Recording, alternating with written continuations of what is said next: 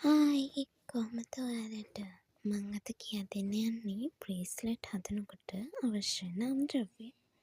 ඉතින් ගොඩක් කට්ටිය අහලා තිබුණ හින්දා තමයි මම මේ වීඩියෝ එක ගේන්න හිතුවේ.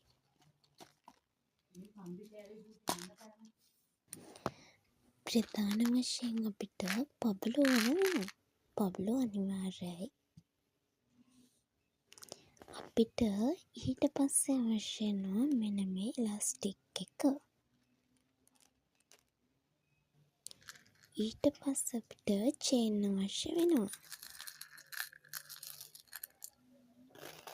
ඊට පස්සේ මේ චේන් එකටම මේ සයිස්ම ගන්න ඕනේ. ඊට පස්සේ මෙන්න මේ වගේ පබළුවකින් අපි චාම්ස් එකක් හදා ගන්න ඕනේ.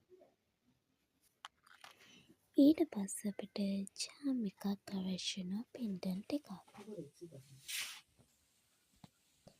ඉතින් මේ ටික තමයි අපිට අවශ්‍ය වෙන අමුද්‍රව්‍ය.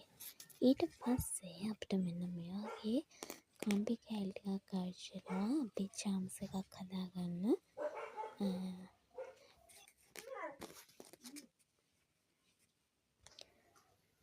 ඉතින් මේ තියෙන්නේ මම ඒව යොදාගෙන හදාගත්තු බ්‍රේස්ලට් වර්ග. ඉතින් ඔයාලට මගෙන් ඕඩර් කරලා ගන්න පුළුවන්.